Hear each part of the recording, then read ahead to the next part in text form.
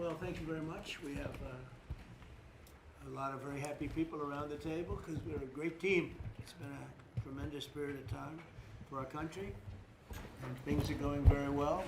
Number of jobs. We have more people working today than we've ever had before in the history of our country, and many other things. And I have a few words to say to you that I think will be helpful. Last night was incredible. Not only Texas, but so many other places, and the numbers were fantastic. And they've really been that way for a year.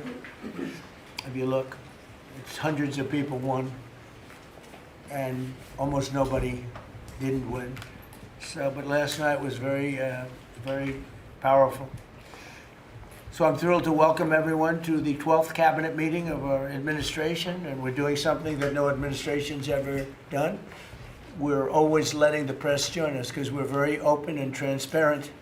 We like the word transparent, but we're more transparent than any administration in history. No, to the best of my knowledge, press has never been invited ever to a cabinet meeting for any reason at all.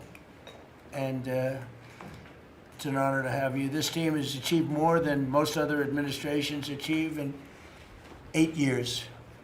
We took the most dangerous, unsafe, violent, and open border in the world. Anywhere in the world, there's no border like the border we had, and created the most secure border in the history of our country. We had no people, 12 months now, no people reported in the last 12 months came in illegally. 0 illegal aliens admitted to the United States in the last 12 months, and those charts are made by, you would say, politically unfriendly people.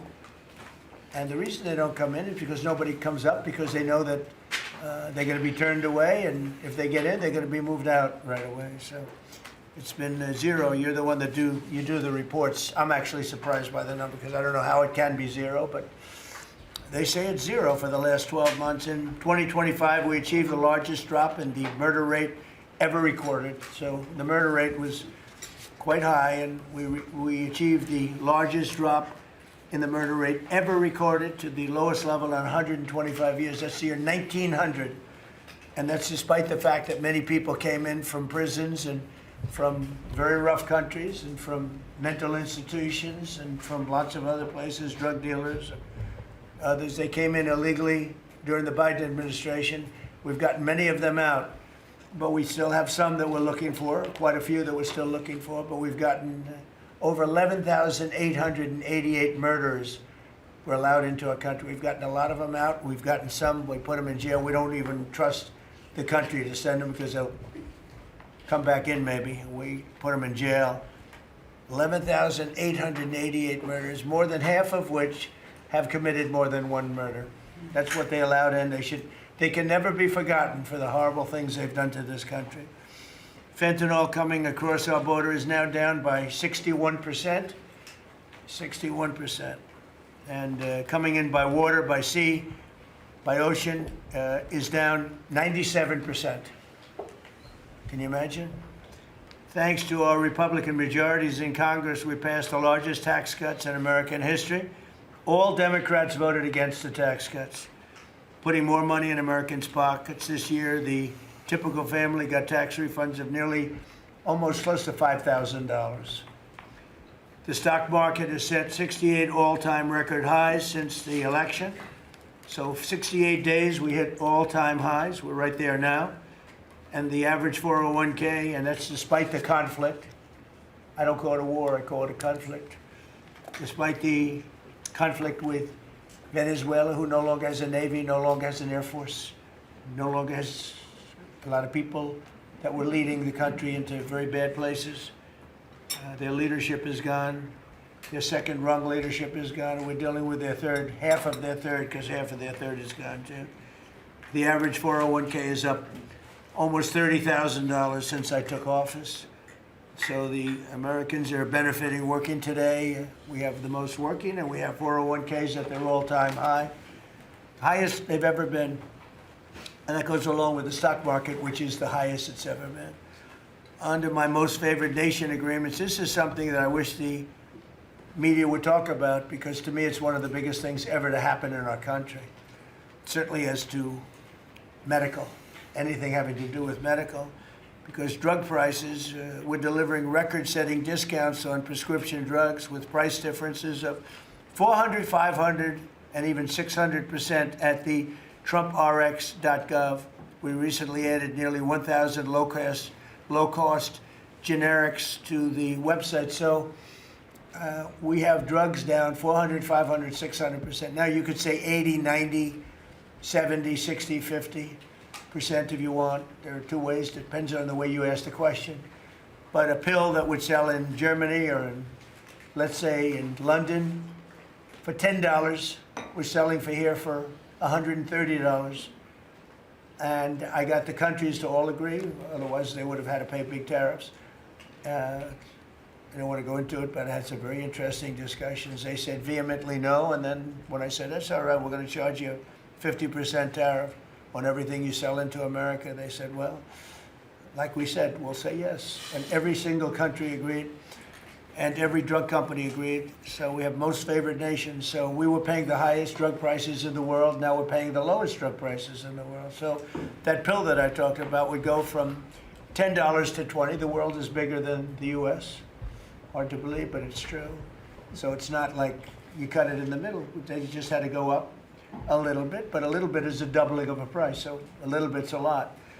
So the pill would go from $10 to $20, and we'd go from $130 to $20. Think of that. So we would get, if you remember, some of you were at the news conference I had in my first term where I got the prices down 1/8%, 1/4% my first term. And I'm so proud of it because drug prices hadn't come down in 28 years, and I was the first one to do it. But now I'm getting them down, not 1/8%, I'm getting them down 400, 500, 600. Or if you want to use it a different way, you could say 70%, 80%, 90%, 50%.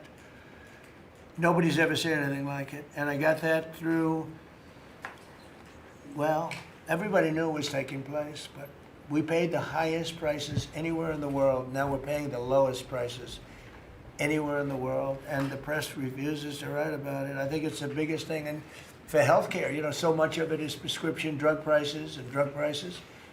And with them coming down, the healthcare is going to come down very substantially. We recently added nearly 1,000 low-cost generics too, as I said, and that's, you know, 1,000 drugs, and it's all on. And this was not given by me. This was given by Dr. Oz and Bobby, and I, you know, wasn't sure whether or not I loved the idea, but they said we want to use Trump. TrumpRx.gov is what it is, and it's the hottest site I think anywhere on the planet, from what I understand, Bobby, right? It's really great. People are calling up and they're buying drugs for a fraction, for literally a fraction of the price, and it should be the biggest story. And on that alone, we should win the midterms. On that alone, we should win the midterms. But the press doesn't talk about it. It's the biggest thing to happen in the drug industry ever, maybe, ever. And the press doesn't even want to write stories about it. We made the largest ever investment in U.S. military, $1 trillion, and we're asking actually for $1.5 trillion for the coming year.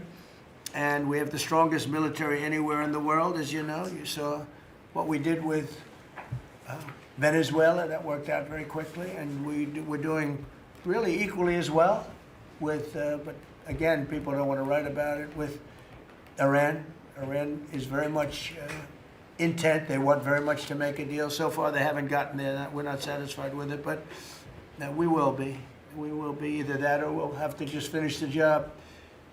But their Navy is gone, as I've said 1,000 times. Their Navy is gone. Their Air Force is gone. Everything's gone, and they're negotiating on fumes. But we'll see what happens. Maybe we have to go back and finish it. Maybe we don't.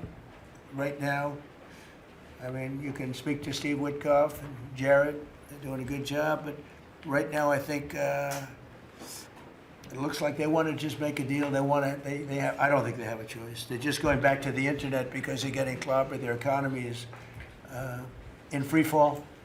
They have 250% inflation. Their money has no value. Their whole economic system is broken down. They thought they were going to outweight me. You know, we'll outweight him. He's got the midterms. I don't care about the midterms. Look what happened last night. That was the prelude to the midterms. People understand it. They know that very simple. Iran cannot have a nuclear weapon. I'm doing that for the world. I'm not doing it just for us. And we've had great support from other nations, by the way. We don't need it at all, but we've had great support from other nations. The problem is you always get the support when you don't need it. When you need it, you don't get the support. With Operation Epic Fury, our warriors are ensuring that the world's #1 state sponsor of terror never obtains a nuclear weapon, and they won't. Under the leadership of Vice President J.D. Vance, very proud of this, the White House Task Force to eliminate fraud is waging war on waste, fraud, theft, and abuse like nobody's ever seen before. He looks like Elliot Ness. Do you ever see Elliot Ness? I'm telling you, the guys are up there, we're all central casting and standing behind. What a group of people. No, it looks like a movie. I'm going to make a movie out of it, I think. And they're finding billions and billions and billions of dollars. And I just said, that's good. He said, you haven't seen anything yet. Just said that. And, you know, if he does really great, we'll have a balanced budget without having to do anything. This is the kind of money they stole. They're crooks. They're thieves. And I hope that Todd is going to do a real job. These are crooked people. These are thieves. This isn't like a mistake. Just talking about one person, he got hundreds of thousands, millions of dollars for securing one man, for taking care of one elderly man. He was a service. He got paid millions of dollars for taking care of one man. Total crook. They're all crooks. The Somalians, what they've done to Minnesota, the Somalians, they're crooked as hell. Ilhan Omar, crooked as hell. They're all crooks. And we got them. We got them. Now we're putting the clamps on, but boy, I tell you, that's an impressive group of guys that you have behind you. I was watching that, and a couple of very strong women too. But I was watching that last night. I said, I'm proud of you guys. In 2 months, we've exposed tens of billions of dollars of defrauded taxpayer money, prosecuted numerous fraudsters, Todd, and stopped billions of suspicious payments, very suspicious. Oh, you haven't seen anything yet? Well, you see, I'm getting reports from Todd, from JD. I've never seen anything like it. The kind of, just hundreds of billions of dollars was stolen. And no other administration would do what we're doing. Just let it go. Everybody was getting rich. And I think we have a chance to save Social Security without doing anything to it by just the numbers of fraudulent people on Social Security, people that are 115 years old, 125 years old, getting payments. It's funny, I said, oh, do those payments get turned back? No, they accept them. Well, somebody's getting the payment. It's not a person that's 125 years old. But that's the least of it. The numbers that we're finding out, we have great people at Social Security. We're going to make our Social Security so strong, so good, that you've never seen anything like it. We're going to protect. I said right from the beginning, we're going to protect our people on Social Security. If the Democrats ever got in, you wouldn't have Social Security would be bankrupt. People wouldn't be getting anything.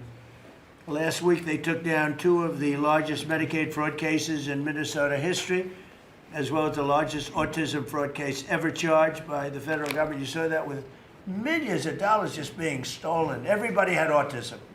Everybody had autism, they said. It was incredible, actually.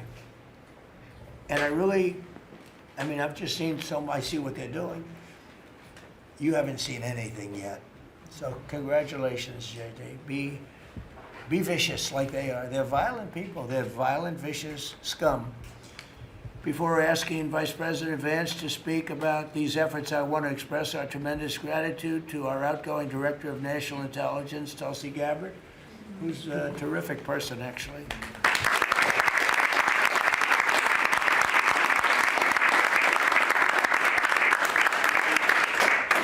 Some findings that were pretty good. And Tulsi's worked tirelessly to restore trust and focus on the intelligence and with the intelligence community. They all respected her. They listened to her. She gave us leads that were pretty much, people thought they were dead and they weren't dead. They were right there, and she was able to expose a lot of things that we used at the FBI with Cash and with Todd and with JD and everybody else. It was amazing. She dramatically reformed the Office of Director of National Intelligence and cutting the staff by 40%, and she prevented countless terrorists and cartel members from entering the United States. She exposed mountains of evidence related to the Russia hoax, probably the greatest hoax in the history of our country. Although, when you look at the fraud coming out, there's a lot of them. I mean, honestly, there's a lot of them. But the Russia hoax, a great hoax, a very dangerous hoax too, and revoked security clearances of officials involved, and she declassified numerous historic documents of special public interest, including related to the JFK and RFK assassinations, which everybody wanted to see. And we're now releasing a lot of things having to do with space. You know, people are very interested in it. It actually became the #1 topic. We're releasing a lot of information having to do with terrestrial things, and people are totally fascinated by it. It's amazing. I wasn't sure if they would enjoy it. It's literally trending #1. Can you believe it? So a lot of people out there are like it. But we're releasing all of that information. And Tulsi, we're praying for you and for your husband. Her husband's not feeling great, but he's going to feel great soon. You're going to get him better. And he's a wonderful guy. So just say hello and thank you for the great work you've done. We appreciate it. Thank you very much. And now I'd like to ask JD to say a few words about the war on fraud, followed by Acting Attorney General Todd Blanche, who's doing fantastically, and Secretary of State Marco Rubio, another one. I mean, we have great people. And the Secretary of War Pete Hegseth, Central Casting. He loves war. I don't like that. He's a good man, that one. And Scott Bessent, you talk about a guy doing a job. It's been fantastic. Thank you, Scott. Really fantastic. And a lot of the success that we're having with other countries is what you've been able to do and find.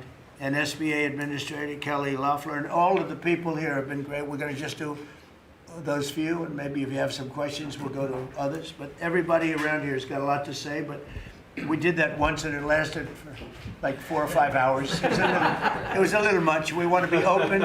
So now if I do this way, they'll say, he didn't let anybody talk. But let's start with JD, and you can talk about a really, really important thing, bringing our country back to honesty.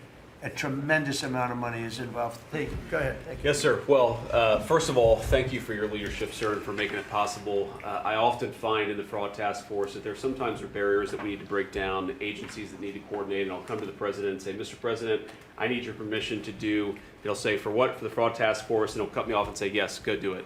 So the fact that we have dedicated presidential leadership is really what's made this possible, because it does require we've got great people around the table, but sometimes these agencies don't know how to work together at the lower level, and that's one of the things we've had to turn on and force with the Fraud Task Force. So I want to shout out just a few all-stars here. Linda at the Department of Education has been amazing at finding student loan fraud. You've got people who are either illegal aliens or aren't even actually real human beings who are getting hundreds of millions of dollars from the Department of Education for student loans. We have cut that off. We found a lot. We're going to find a lot more. Scott at HUD has been amazing, because a lot of the fraud that we see is housing fraud, people claiming benefits that they're not entitled to, or again, sir, sometimes completely made up people who exist purely to collect fraudulent money from the American taxpayer. Brooke at the Department of Agriculture, something I had no idea until I started this work, sir, that we send hundreds of billions of dollars to the states to administer the food stamp program. The federal government has no insight into whether those food stamps are going to people who are legally entitled or whether those people actually even exist. And so we're working on a number of mechanisms to actually force the states to verify that the people who receive these benefits are actually entitled to them. And I could go down the list. I've gotten a lot of support from a lot of people in this room. Bobby Kennedy and Dr. Oz have been particular all-stars on this, and Kim at H&HS. What they've done with the Medicaid fraud, we found tens of billions of dollars in Medicaid and Medicare fraud just from their hard work. We've cut that off, and yes, Mr. President, we're going to find a lot more. The final thing I want to say, Mr. President, and I know that Todd maybe has something to say about this as well, but I always try to remind the American people, and certainly remind the cabinet officials. By the way, Kelly at SBA has found tens of billions of dollars that were from fraudulent loans that were giving under the Biden administration, and we've now cut that off and recovered a lot of that money. So this has been a whole of government effort, Mr. President. The team really deserves a great deal of credit here. But the final point I want to make, sir, is I always try to remind the American people that fraud is fundamentally a crime with two victims. The most obvious victim are the American taxpayer. They pay their taxes, they expect the money to go where it should go, and that's not happening because of the fraudsters. But there are also victims, people who benefit from these programs that don't exist if we're not actually taking care of the fraud issue. And let me just give one example to build on something you said earlier, sir.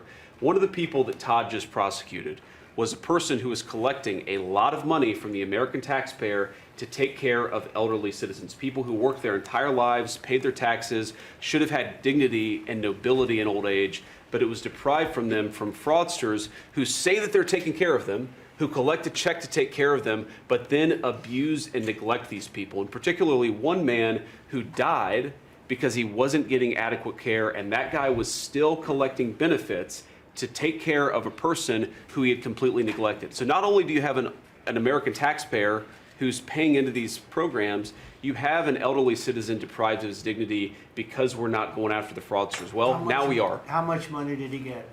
Sir, hundreds of thousands of dollars, maybe more than that, but we think that that exact type of fraud has been replayed all over our country. That particular case was outside of Minneapolis. We expect that there are tens of thousands of people who are collecting fraudulent money to take care of people, and they're not actually taking care of them. We're, of course, going to get to the root of as much of it as we can. But again, sir, it's been, I wouldn't say fun, because you find out how much people have been taken advantage of, but it's certainly very good and valuable work. So thank you for giving me the opportunity to do it. Well, thank you very much. Yes, sir.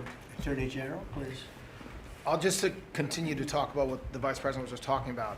The way that we are actually, it's one thing to uncover fraud, which we've done, and that's part of it, but it's also prosecuting the bad guys that are doing it and stopping it from continuing. And that's where you have, everybody in this room has inspector generals. And for many years, these really hardworking law enforcement members would identify fraud, and nobody did anything about it.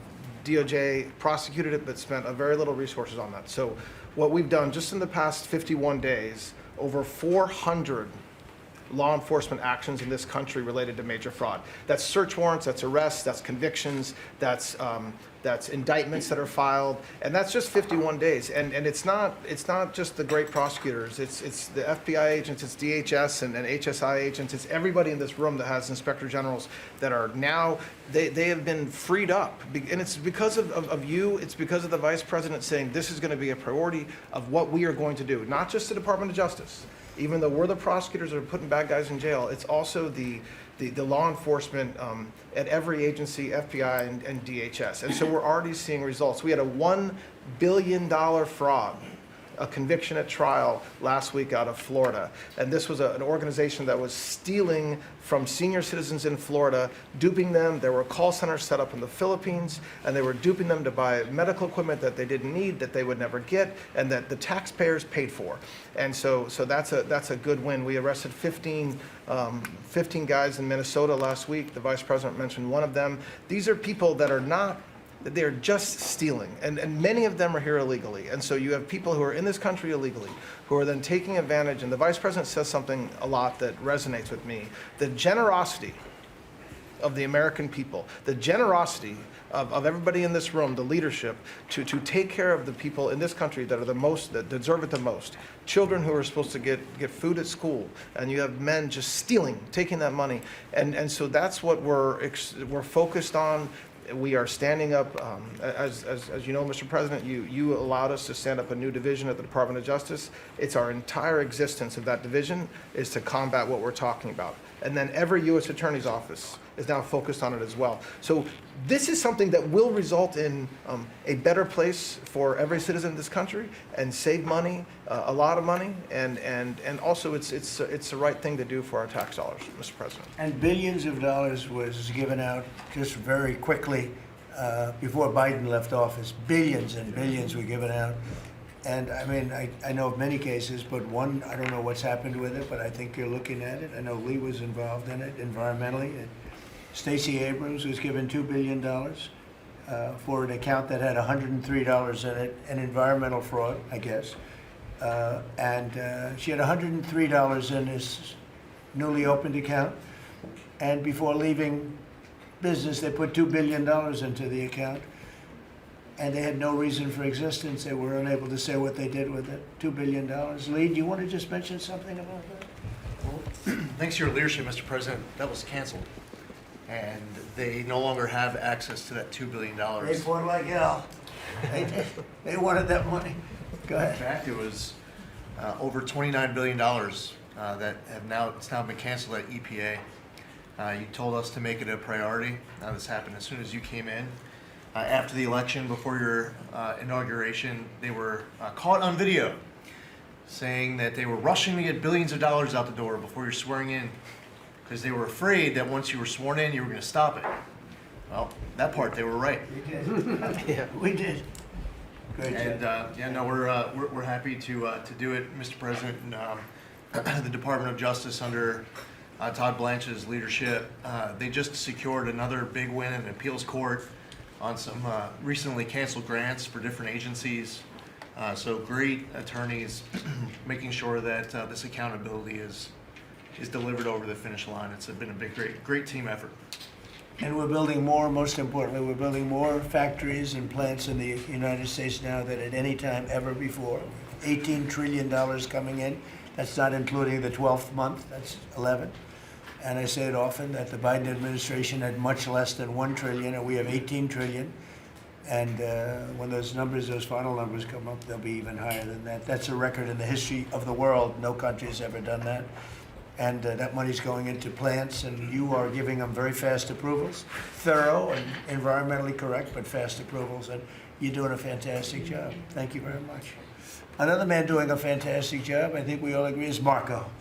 You're all over the place, right? I watched you last night at 3 different locations. So tell us about Iran. Well, first of all, the bottom line is Iran's never going to have a nuclear weapon. And if recent events have done anything, is just remind us once again that they are the world's leading sponsor of terrorism. And they can never have a nuclear weapon. Now, the president's preference, Mr. President, your preference is told us repeatedly, is always to negotiate these things and to figure out if you can have agreements. Diplomacy is always the first option. And we continue to work on that through your envoys, Mr. Woodcoff and Kushner and others, the vice president, who've been very involved. And if there's an agreement to be made, we want that to be made. I think there's been some progress and some interest, and we'll see over the next few hours and days whether progress could be made. I just want to remind everybody, Mr. President, you know this well, you have other options available to you if that doesn't work. But the bottom line is that we prefer the negotiated diplomatic route, and we're going to give it every chance to succeed. I know you're giving it every chance to succeed, Mr. President. But here's the bottom line, because I keep getting asked, what is this all about? It's very simple. Iran and these people in charge of Iran can never have a nuclear weapon, and they will never have a nuclear weapon, and they most certainly will not have one as long as you're President of the United States. On that point, it's very clear. Just 2 quick things I want to touch upon. One, you touched upon the border and security. Part of securing our border is dealing with the people that are in this country unlawfully, many of whom do not want to go back to the country that they originally came from for a variety of reasons. Either we can't send them there or some judge ties us up. And one of the key things we have achieved is now 20 countries have signed third country national agreements, meaning these are safe countries where individuals who refuse to go back to their country of origin can be sent to that country instead. We've gotten 20 countries now around the world who have signed agreements that allow us to deport people to those places.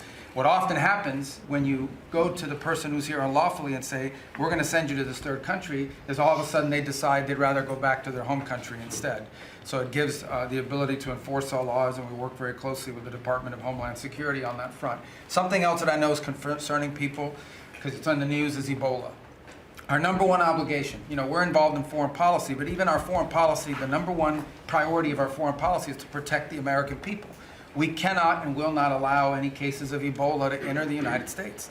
And so the State Department and other agencies represented here, the Centers for Disease Control, HHS, others, are working very, very hard to contain this crisis to the countries where it's currently located, particularly the Democratic Republic of the Congo. And so we've surged assistance to make sure that is being contained there. And obviously, multiple agencies involved here are also very involved in tracking people, just to make sure that nobody comes into this country that has Ebola and creates a problem for us. And we feel like we've got good efforts in place to do that, and Americans should feel assured that the President and his administration is doing everything we can to protect them on that front. My last point, you said I was all over the place. One of the places I stopped in last night was to initial the Trump Route for Prosperity in Armenia. This is a key linchpin of the peace deal that you were able to achieve between Armenia and Azerbaijan. And in addition to that, we also signed a critical minerals MOU with them and a strategic engagement one as well. So just a reminder of another war you helped to settle, Mr. President. But from that now we are seeing the emergence of a great new relationship with Armenia that really had grown stagnant for a very long period of time. So we're doing well on that front as well. Thank you. And could I just ask you, Cuba and Venezuela, what's going on there? Well, interesting. On Venezuela, that process continues, that three-phase process, of obviously stabilization, recovery, and transition. I would just say, just since January 3rd of this year, okay, and I think this number's right, and Chris or Doug can correct me on this, but I think over 10 million barrels of Venezuelan oil have been delivered to the United States since the 3rd of January. That industry is being professionalized for the first time ever. It's going to the benefit of the Venezuelan people. They are selling oil in the market at market rates. The money's going to an account in the United States, controlled and monitored by Treasury, audited by KPMG, and it's for the first time ever the money's not being stolen. It's going to the benefit of the Venezuelan people. Cuba's in a lot of trouble because, unfortunately for them, it's run by a bunch of incompetent communists. And being communist is bad. Being an incompetent communist is like the worst. And but the country's been taken over by this company called Gaesa that basically controls 70% of the economy. None of the money in that company goes to help the Cuban people. None of it. So we'll be talking to them. We'll be working on it. We want something good for the Cuban people, and hopefully there'll be a good outcome there for them. There needs to be. It's 90 miles from our shores, and having a failed state 90 miles from our shores is a threat to the national security of the United States. So we're producing right now more oil by double than Russia and Saudi Arabia combined. There's never been anything like that. We don't need oil, we don't need the Strait, we don't need anything, but we have more oil now being produced by 2 times than Russia and Saudi Arabia combined. It's a great stat. Do you want to say something about that? Well, I would, President Trump, under your leadership, we've opened up lease sales on public land. This is land that was put away for the benefit and the use of the American people, like the Strategic Petroleum Reserve in Alaska. The Biden administration had illegally stopped holding lease sales during their administration. President Trump famously said, drill, baby, drill, but before you can drill, you've got to open public lands. Between the lease sales that have happened in the Permian, in the Bakken, and on the North Slope, just since January of this year, it's over $4 billion of revenues come into the Treasury. That's 13 times more than the Biden administration brought in on lease sales in the entire 4 years they're in office. Sir, your policies brought that in 5 months. So with that, a lot of excitement, a lot of activity. We also inherited, just in one district in Carlsbad, New Mexico, 5,600 unprocessed applications to drill for oil and gas on public land. And when we're drilling on public land, those companies pay a royalty, and that money comes to all of our citizens, and it goes to local school districts, and it goes to states. It is the core of the economy in parts of our country. The team down there working for the Department of Interior, Bureau of Land Management, has dropped that by 91%. It's one of the reasons why they had a record lease sale. It's because now people go, I can bid on federal land and I'm going to get a permit to drill, and it's not going to take me 5 years to get it. I'm going to get it in a month or less. And so it's exciting to see your vision. And of course, with this energy dominance, us, as you just noted, largest oil producer in the world, largest natural gas producer in the world, largest natural gas exporter, this is an opportunity for us to bring prosperity and affordability here at home, but also bring peace abroad. So, President Trump, your energy dominance strategy with Chris Wright, Lee Zeldin, and all the people that are working on this, people around the room, it's been really incredible. And of course, you mentioned Venezuela, but all that flowing to our Gulf Coast refineries is also helping to keep the price of gas down at home. So again, it's an amazing transformation. Bottom line is the center of geopolitics around energy has moved from other parts of the world to the Western Hemisphere in the last 5 months. You turn Venezuela from a sanctioned adversary into into a strategic ally in 45 minutes. Never happened in history before. And what's going on in Alaska. When I was there last week in Alaska, the North Slope, 80,000 barrels a day coming online at Pica. That wouldn't have happened with you. It's up by Willow on the North Slope. That's going into the Alaska pipeline. 20% increase just off that one field. So amazing work. Energy's a high-tech industry, and those guys are crushing it, and they're loving the fact that they can provide affordable, reliable, secure energy for America. And we're working very hard in California. You know, a lot of people don't know this, but California has tremendous oil reserves. Used to be number 3 in the nation, and the radical left has just wiped it out. And we're working very hard to get that open again and get it so the people, their gasoline prices, their lack of energy is just staggering. It's staggering. And we're actually making very good progress. Even people that were against that at one point, now they're saying, wow, that'd be great. But people don't realize it was one of the, right, Chris? It was one of the top drilling states, one of the, I would say in terms of reserves, as among the top in the country. Nobody thinks of that with California. Everything was just closed down, really violently closed down. And we're opening up some of it, and we're being met with actually great spirit, because they're paying so much for gasoline that they don't have to be doing that. And they have a very incompetent group of leaders, like grossly incompetent. So I think that's going to be something. On a slightly smaller subject, while Doug was speaking, Department of Interior, he and his people have done a fantastic job on DC. DC is looking beautiful. The fountains are almost all open. We had 28 of them. And we have one in particular, a very long lake, we call it, the reflecting lake, between the Lincoln Monument. Nobody's ever seen anything like it. You take a look at, between Lincoln and Washington, you have the longest, like 2,400 feet long. That's longer than the tallest building in the world if you set it on its side. And it's almost 200 feet wide. And actually it was built in 1922, and from 1922 on, it really never worked. It always leaked, and it was a problem, and a lot of things. And hundreds of millions was spent. The Biden administration and the Obama administration spent hundreds of millions of dollars trying to get it to work, and they failed. And we'll be spending, you'll give me a number, but I think it's a very low number. It's like in the number that we originally talked about, where we cleaned it, we fumigated it. We had 10 major truck dumpsters of garbage taken out. Can you believe it? A friend of mine came in, very substantial person from Germany, wanted to see the Washington Monument. I wanted to see the Lincoln Memorial. And he said, I look, but that horrible reflecting pond is disgusting. It's filthy, dirty, and disgusting. I said, really? I drove down. I said, Secret Service, let's take a drive. And we went down. I said, that's terrible. And for the most part, it didn't work. I mean, they wouldn't even have water in there. But when they did, it was just dirty, filthy water that leaked out.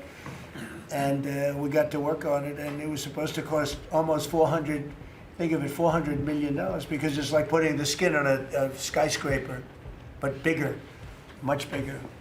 Many skyscrapers, you could almost say, other than for the world's tallest. Think of it, the world's tallest skyscraper is shorter than 2,400 feet. So we went to work, and over the years I built hundreds of pools. I build them every time I built a building. I always like to build Olympic-sized swimming pools, and I was very aware of swimming pool, what goes into making a swimming pool. It's not as simple as people think. You never want it to leak. You want to have beautiful surface. I said, you know, I have an idea, Doug. We sat down. I said, let's take that long thing where we're going to fix it with concrete, which leaks, concrete, all sorts of other materials that all leak and don't look good. They're gray. And, you know, swimming pool, I have a swimming pool right up the road. I built it 22 years ago. It's perfect. I said, does it ever leak? No. It's perfect. Good contractors. I actually called in a couple of the contractors, got some ideas from them, and I gave it to Doug, and Doug's done an unbelievable job. And so they were going to spend maybe $400 million. I don't know. You never know with cost overruns and everything, but it was going to take years to build, 3 years, 4 years. And we'll have it done before July 4th, substantially before July 4th. If we didn't have such bad weather the last 4 or 5 days, we could have been almost done. You can't do the substance of the rain. And what they did is they cleaned it. They took out, as I said, more than 10 dumpsters of garbage, shovels. It was disgusting. Oh, every corner had massive amounts of, I guess that's the way the tide goes, but they had massive amounts of garbage. We then steam cleaned it. We then sandblasted it, and then we pebble blasted it. That's a bigger version of sand. We made the surface as good as it can be, and we're now covering it with the most beautiful blue, very thick. You think of it as a very sophisticated form of rubber. No leaks, no problems, and it's beautiful. It's called American Flag Blue. That was the color we chose. And we are probably 70% finished with it. It's going to be finished. The hard part's done. And then we decided to do much more than when I thought I was just going to do the surface, but we said the problem is the outer ring looks pretty bad too, where you walk on. So we sandblasted that. This is all additional work. We didn't want to do, when you do something like this, when you do the one, you think the other looked okay, but then when the other, you see the new surface, the old stuff that looked okay looks really bad. So we cleaned that, sandblasted it. The walkways, all of it. It's a tremendous amount of area. It's thousands of feet long, very wide. This is where the people stand, not the water part, the dry part. And we had a combination of granite and stone, and we're pointing it, fixing it. The joints were terrible, everything. The whole place was a mess. And when it opens in a couple of weeks, long before July 4th, we want to have it for July 4th weekend, but it'll be long before that, you will see something that's really going to be beautiful. And now we're looking at the World War II fountain, because that's also in pretty bad shape. On the bottom, we're going to duplicate it, I think, with maybe with a slightly different color. Actually, we'll go with a lighter color. But Doug and I have a lot of fun doing it. Your staff is fantastic. They've really worked well. But the concept, so think of it, instead of spending $200, $300, $400 million, and it will never work, we're going to spend like $10 million maybe, $12 million. Instead of spending 4 years, we're going to spend, like if you add it all up, like a couple of months. And instead of going through 4 4th of Julys as a horrible construction site, we're going to have it open before the 4th of July. And the difference is it's better. Somebody said, oh, well, but it's not the same. Some of the fake news would say, well, but it's not. No, it's like the pen story. The pen is better at $2 than it was at $2,000. This is the same thing. This is far better. Won't leak. It'll last for 50 years, maybe 100 years. They didn't even know. I said, how long will this last? Oh, I think you'll get 50 years out of it. We did the swimming pool treatment, but they said, sir, for a little more money, we can get industrial strength. I said, that sounds good to me. Same color, same everything, same stuff, but it's actually much stronger. It's used for industrial. I said, I love that. So we're going to have that open. It's going to be really, really beautiful. And it's a very important thing. We can't have people looking at the Washington Monument, going, the memorial. If you take a look, the Lincoln Memorial, it was built, I guess, a little after the Lincoln Memorial. It's embarrassing. It was so horrible. I never saw anything like it. It was filthy dirty. It was Biden. And they spent, between the two of them, they spent hundreds of millions of dollars trying to fix this thing. Now, when Obama did it, he spent way over $100 million, and they had a great idea. Let's use the water from the Potomac, because environmentally they liked it. Somebody said that was good, but the water from the Potomac was not suitable for this, to put it mildly. It was disgusting what happened. And so they spent hundreds of millions, over $100 million, and they immediately closed it. It was closed for many months and nobody did anything. It was closed. It's basically been closed. But go back to 1922. It was always sort of, people think of it as beautiful, but it was always a mess. It's going to be unbelievable. It will be unbelievable. It's actually exciting. I want to ride over there today if I can. I always have a problem. Secret Service isn't in love with my walking along, checking the sidewalk, the new sidewalk, to see whether or not they pointed it correctly. But they do. We have great contractors doing the job. But we'll spend a very tiny amount of money, and it'll be better than it ever was when it was built in 1922. It's very exciting, actually. To me, I love construction. It's very exciting. And we do many things. We did 28 or 29 fountains.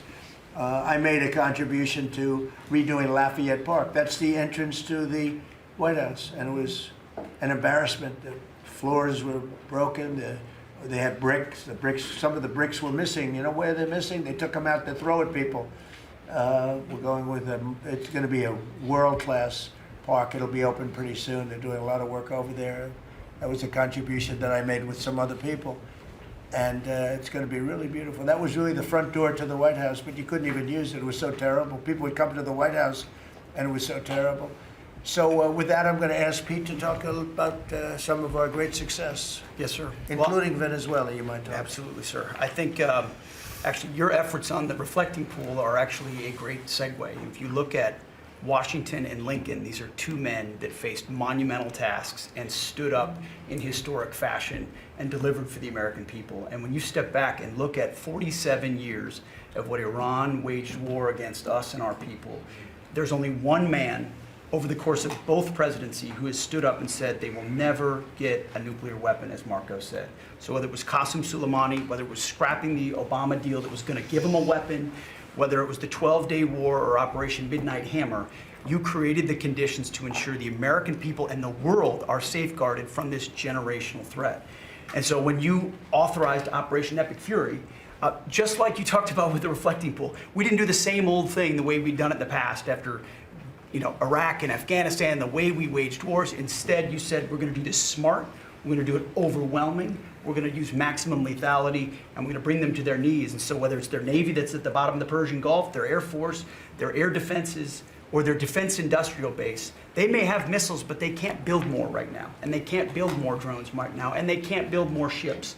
And so they came and cried uncle to talk, which Steve and Jared and the vice president and others are doing so ably.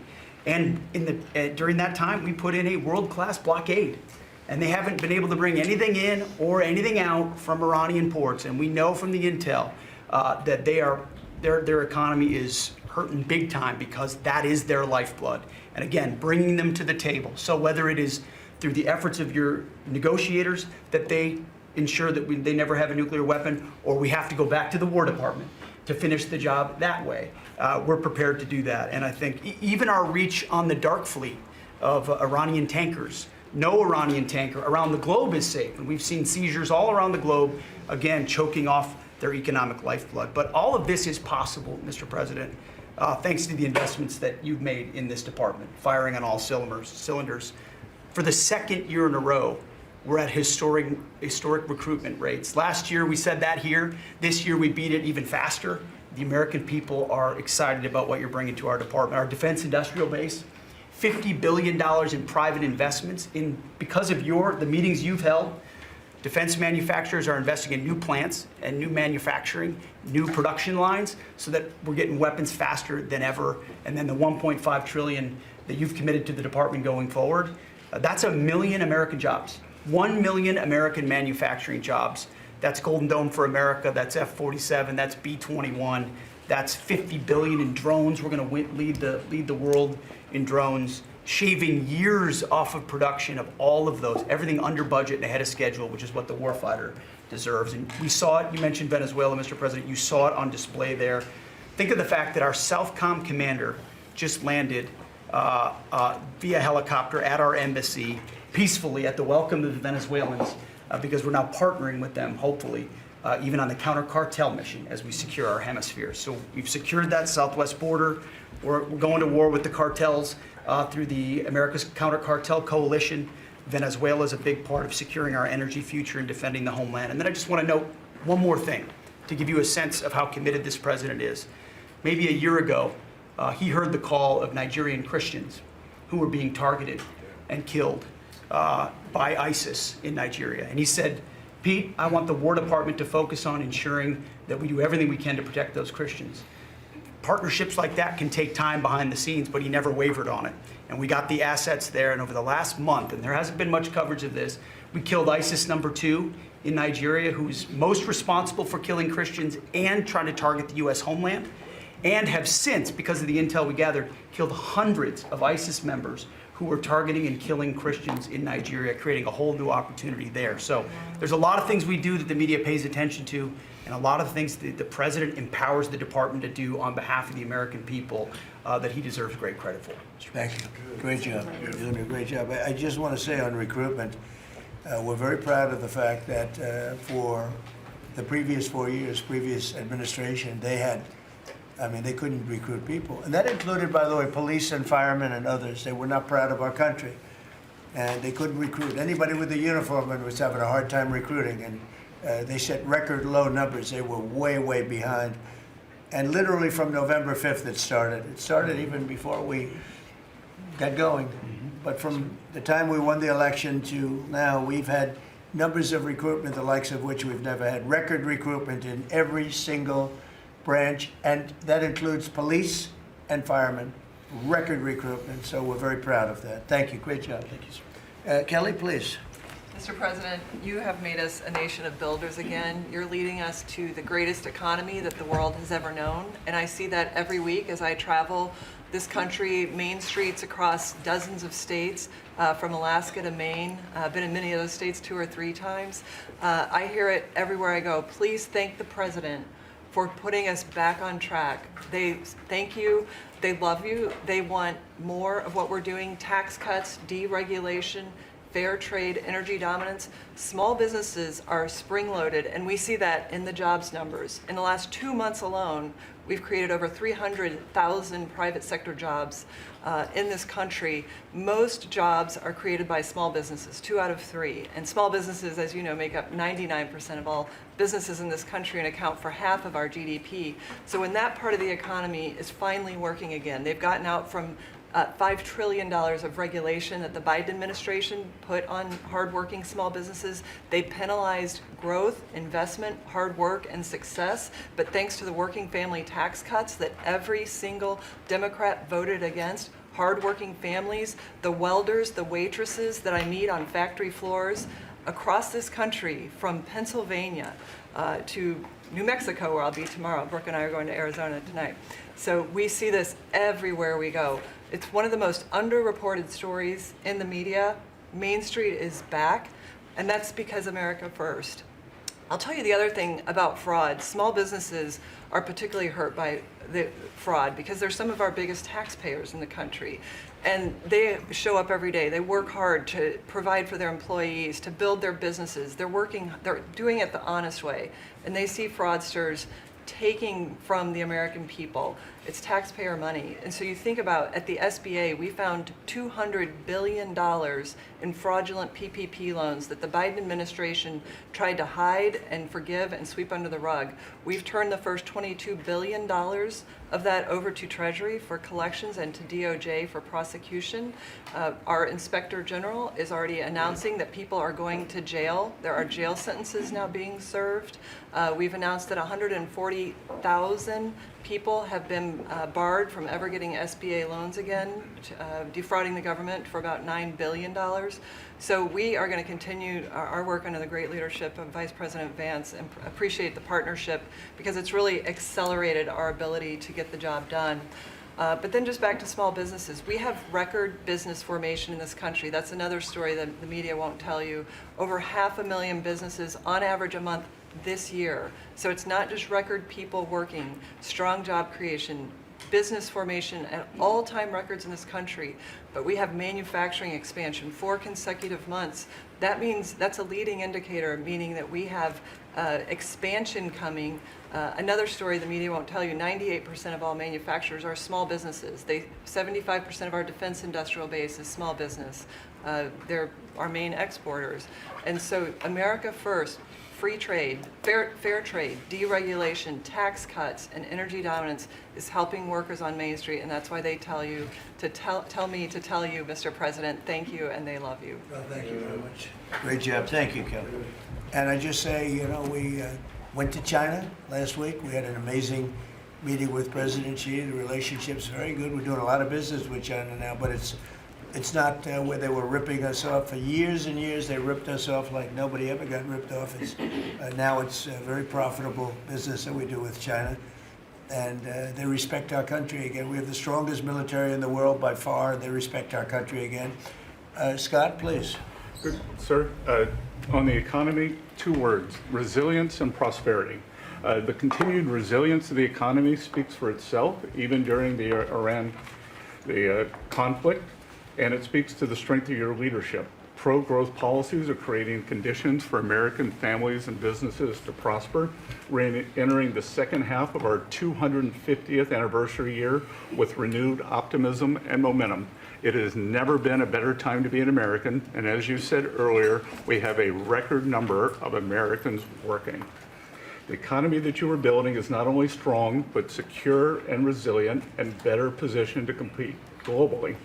Real GDP has risen 2.7% over the past 4 quarters, something that many economists said couldn't be done. In the first quarter of 2026, despite the Iran conflict, GDP grew at a 2% annual rate. The Atlanta Fed GDP now is predicting 4.3% for this quarter. In terms of prices, I believe the prices are transitory. Oil will be lower than pre-conflict levels when this ends. Natural gas is already down, as you mentioned. Drug and pharmaceutical prices, they are plummeting, and rent is down. We are more resilient to energy price fluctuations due to your energy dominance agenda, to regulatory efforts, and we have never sold so much energy to the rest of the world. Business investment rose at a 10.4% annual rate in the first quarter. Capital expenditures and business equipment rose more than 17%, and that is as a result of the tax bill and tariffs. Jobs related to commercial construction, factory construction, are up 90,000 since your inauguration. In the past 2 months, the private sector, as Kelly said, has added 313,000 new jobs. And those are private sector jobs, sir, including 13,000 manufacturing jobs. We have construction jobs. We're building the factories, and those will turn into manufacturing jobs. The stock market has hit new highs. The stock market lives in the future. It is seeing on the other side of this conflict, it is a strong symbol of optimism for the future. Corporate earnings are high, and wages are doing well. For the tax season, we had the best tax filing season in history, which is a victory for Main Street. The average refund was nearly $3,300, 11% increase from last tax filing season.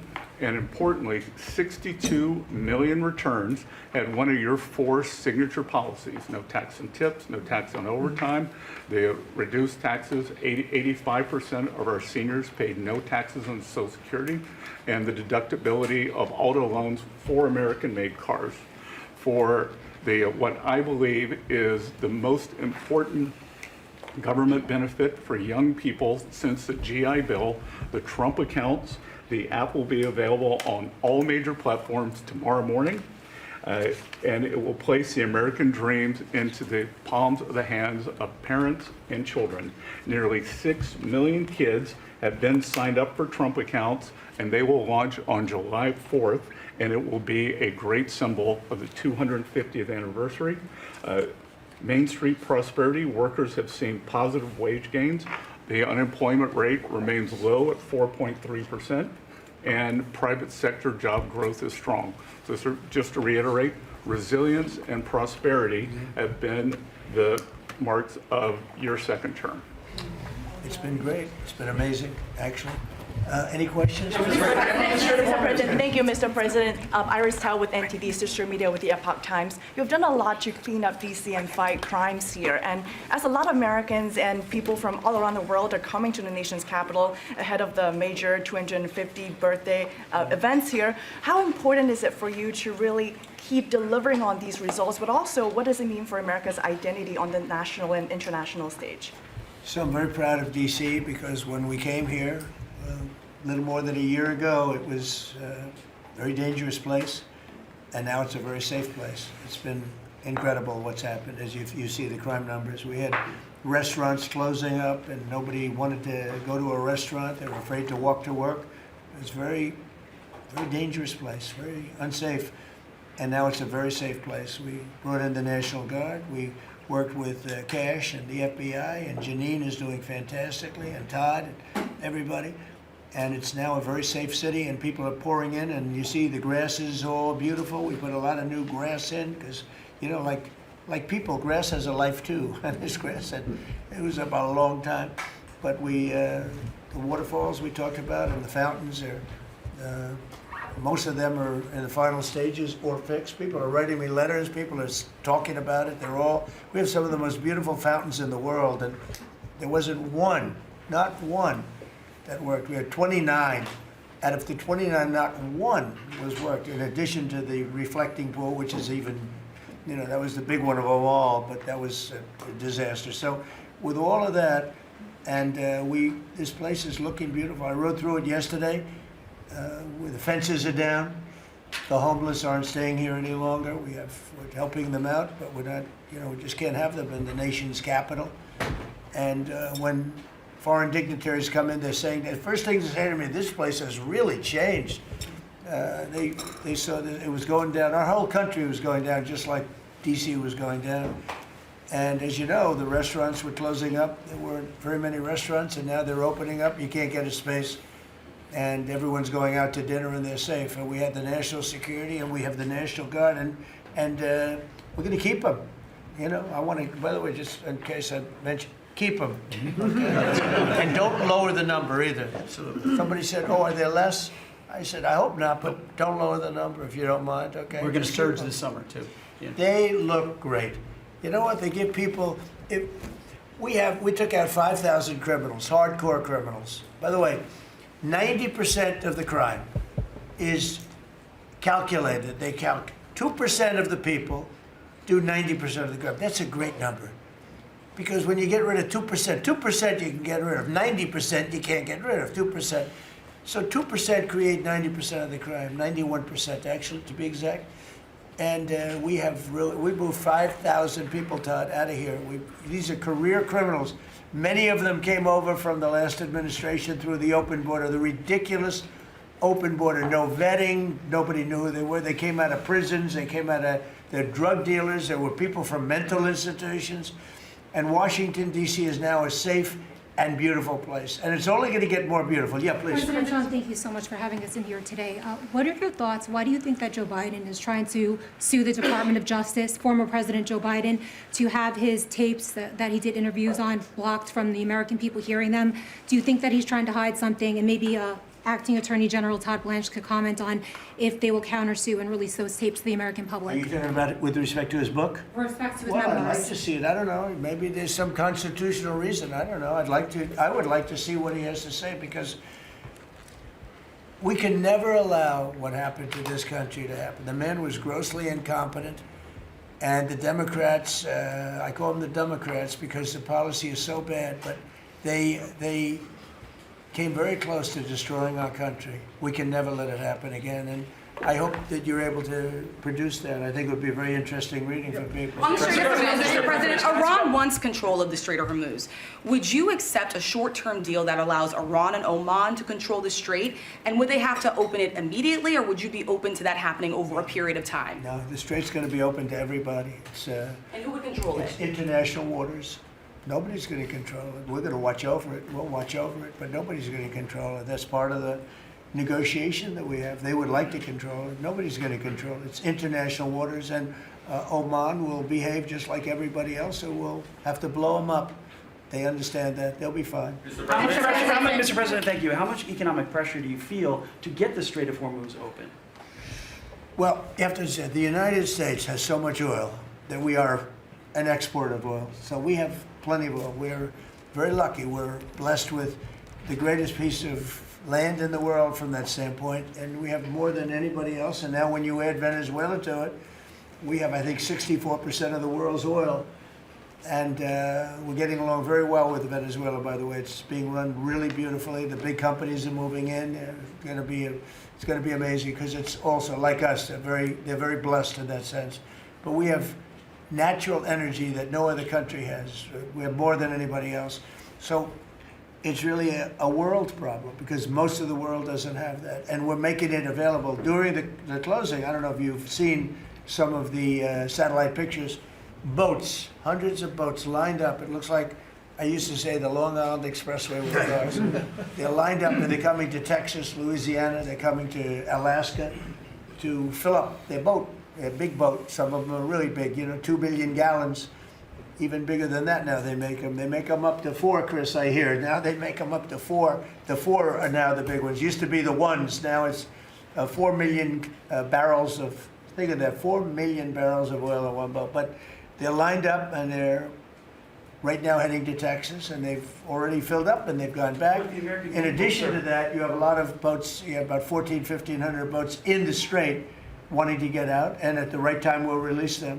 But the American people, sir, are seeing higher gas prices. Yeah, Now, it's they come are. down a little bit, but it's still $4.45. Oh, it'll come down a lot. It'll come down to where it was before. We had it, when I was in Iowa, we had, we're driving by and we saw gas stations, $1.90 a gallon, $1.85, $1.87 were the three that we saw. We had it down in some places below.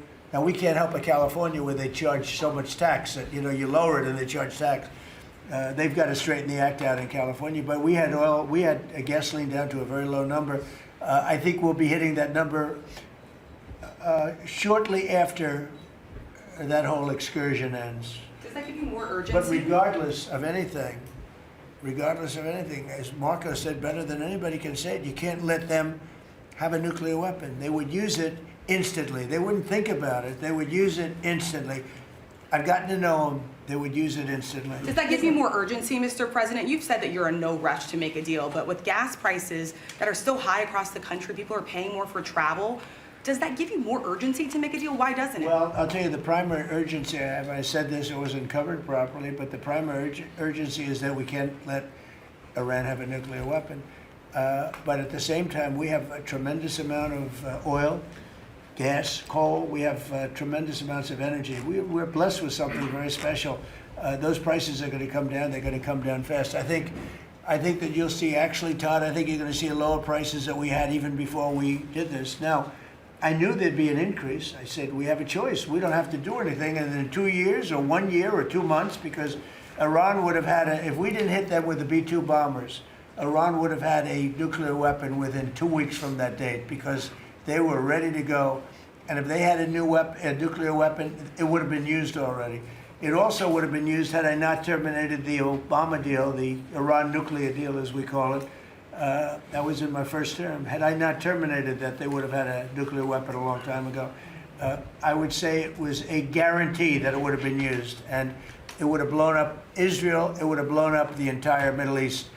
And that's never going to happen. Yeah, please. Mr. President, on the shooting on last Iran, weekend. would you be comfortable with Russia or China taking their stockpile of highly enriched uranium, and have they offered to do that? No, I wouldn't be comfortable. Mr. President, That would not make me comfortable. is the U.S. considering easing sanctions on Iran to allow Iran to sell its crude to market? No, we're not talking about any easing of sanctions or giving money. No sanctions, no money, no nothing. We have control of money that they claim is theirs. We'll keep control of that money. When they behave properly and when they do what's right, we'll let them have their money. But right now, we're not doing that, and it's not, one thing is not contingent on the other. Mr.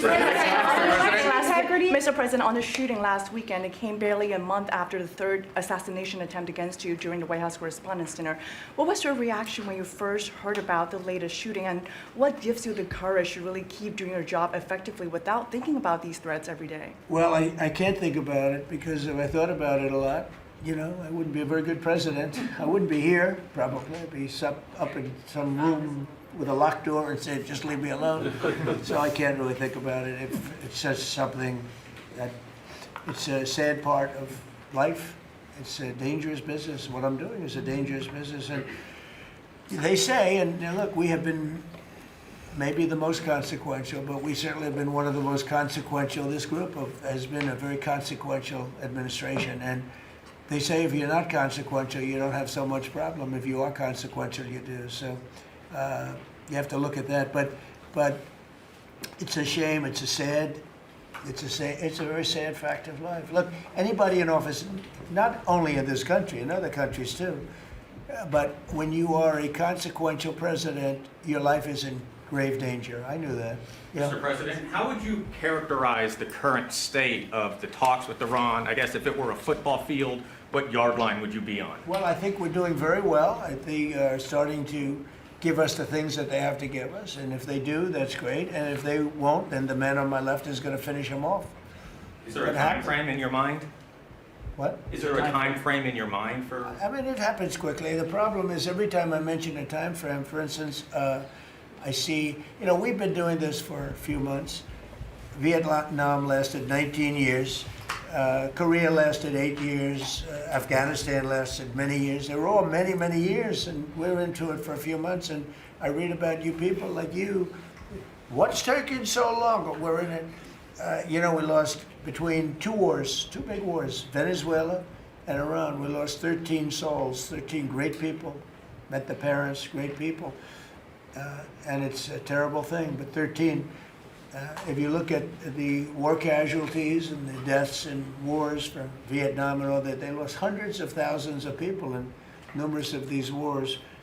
We're very cognizant of that. We want to lose very few. We want very few to be injured. We're very careful. But war is war. War is dangerous. But we've lost 13. I saw the Democrats took an ad putting in the 13 people that were lost. And when you look at hundreds of thousands of people that were lost in the Middle East, Iraq, all the different wars we were in, we have done an amazing job. With that being said, I hate to lose 13. I hate to lose one, but we've been very capable. I mean, when you think of it, we took over Venezuela in one day. We have done a similar job, but we said, well, give them a little chance at the request of somebody that we greatly respect from Pakistan, the Field Marshal and the Prime Minister. They've been great. They asked us, would we pause the war for a little while because they'd like to, so we'll do that. But we had them beat. They're, no better now. We could close it out very quickly. If we can do it in a different way, that'd be good. If we get everything we want, but we could close that out very, very quickly, and we may have to. I don't think so, but we may have to. Mr. President, let's talk about the World Cup, if I could. The U.S. spent a lot of money getting the World Cup here and increasing the infrastructure. Does the economic benefit outweigh the cost? No, the World Cup is great. It's the most successful they've ever had, ticket-wise. They've never had anything that sold so quickly. It's amazing because it's the United States. What You are don't the think of. economic I call it soccer. It's just easier to do because we have football and they have two footballs, right? They call it football. But most people never thought they'd see anything like that. The World Cup, it's turned out to be the most successful World Cup from the standpoint of what's happening than they've ever had. Yeah, please. Thank you so much. Rowena Ortiz with Turning Point USA. I have one question for you and one question for Vice President J.D. Vance on fraud. What's your message to the New Jersey leaders pushing back against ICE operations at Delaney Hall? About ICE? Yes. Or about NICE, as I call it, NICE. The NICE facility. I'd love to change the name, call it NICE. They do a great job, and it's all paid for protesters. You can see by the signs. The signs are all made by the same beautiful factory. It's a printing plant. In fact, I'm thinking about using it. They do such a nice job. These aren't protesters. These people are fake. They're all paid for.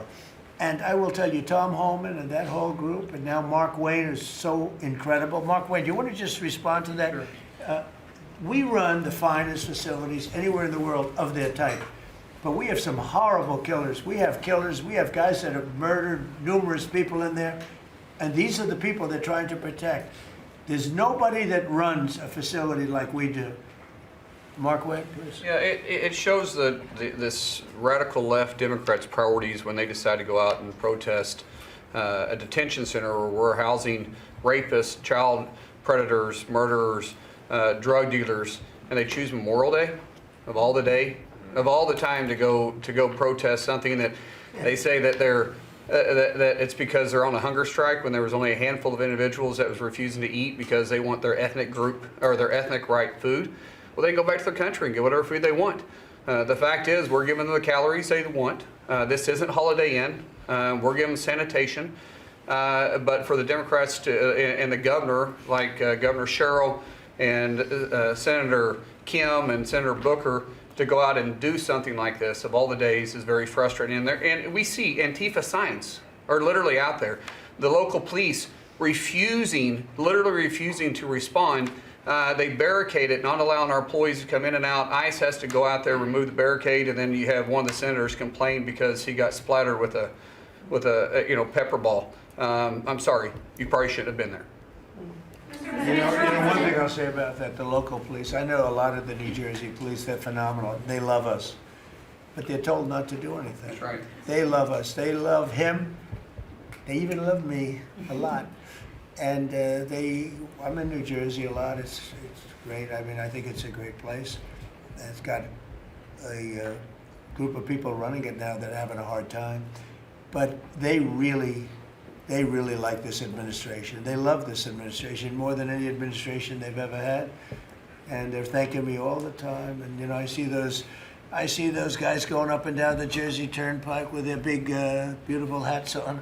I say, I'd like to look like that someday. You know, they're great. No, these are great people, and they love him, and they love ICE, and they love the Border Patrol, and they're not allowed to talk to anybody. It's like, but it all comes from the top. They have to follow orders. They want to keep their jobs. Mr. President, are you expecting Congress to pass a federal gas tax holiday? A gas tax holiday? Yeah, to suspend federal Well, gas it's something we might talk about. Let's see what happens over the next week, 2 weeks. A lot of good things are happening. So are you going to the Knicks game next week? No, I was invited to I was going to go on Wednesday, but they closed it out very quickly. They're great. And Jim Dolan's a great guy. He's, as you know, owns and in charge of Madison Square Garden. He's having a good year. Boy, what a team. They win all their games. They have some great players. I think I'll be going to one of the games. Yeah, I was invited by numerous people and Jim, and I think I'll be going. It's great to see it. President Trump on election fraud, President Trump. The Knicks have really suffered for years. What's your prediction? They're doing right now. President Trump, You're still in touch with Mayor. Would you accept an agreement with Iran that just calls for further talks on the uranium, or No. is the only option in No, your the mind basics. one No, for? I would for some of it, because it's a memorandum of understanding for speed. And one of the things that will happen is the Strait will open immediately. But it's got to be perfect. I'm not going to do this. I didn't do this to get a crummy agreement. The worst agreement ever signed was by Barack Hussein Obama. What a horrible agreement that was. It was a setback for this country, for the whole world. The Middle East would have blown itself up. No, I would like to have the countries we were talking about, with Saudi Arabia, UAE, Qatar, and the others, we'd like to have them immediately join and Steve Witkoff is working on that with Jared and some others, but would like to have them join the Abraham Accords. It'll be historic if they do it. And I think they owe that to us, to be honest. I think, because that really would be a tremendous sign. And I think those countries owe it to us. Mr. President, Steve, are you going to get them to sign? We're definitely pushing it, Mr. President. I'm not sure we should make the deal if they don't sign. You want to know the truth? If they don't sign to join the Abraham Accords, I don't know that we have countries in there already. UAE, great countries, bold countries, and it's turned out to be so good, so effective, and so we're requesting strongly that they join. It'll be great. It'll be great for Saudi Arabia. It'll be great for Qatar and Kuwait, the whole group. so the Iran deal might be contingent on more countries joining the I don't know. Accords. I don't want to say that. I'm not going to give you, what's contingent, what's not. I can say that we can make a good deal right now, but maybe not a great deal. And if it's not a great deal, we're not making it. So, because we can make a great deal with this guy right here. And but it's it's a lot nastier. Probably wouldn't go as quickly. We wouldn't be talking about it as quickly, but it would be foolproof. But I think we're doing very well, Steve. I think we're doing pretty well in terms of the negotiation, but we'll see.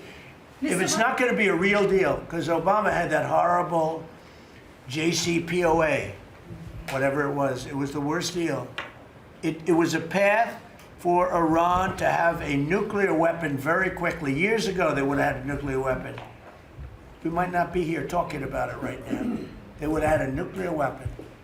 And frankly, Obama picked the wrong country. He should have picked another country. I won't tell you what it was. But he picked the wrong country when he picked Iran. But we have things understood now with Iran. It's been nasty. They've lost their leaders. They've lost. And it really is regime change. We didn't set out for regime change. But by the fact that we're dealing with a totally different group of people than we were at the beginning. And frankly, I find them to be much more reasonable. I actually find them to be smarter, but I find them to be much more reasonable. This is regime change. One regime is gone, another regime is gone, we're dealing with the third.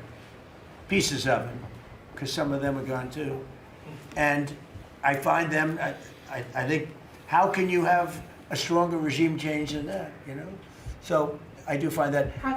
I'd like to thank you all very much. We're doing great. Our country is doing fantastically well, and this group of people is outstanding. Thank you all very much. Thank you, Mr. President. Thank you, Mr. President. Thank you. Thank you very much. Thank you. Thank you.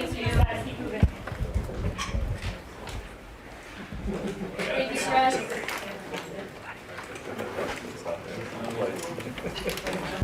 See, we've got more guys with good hair over there.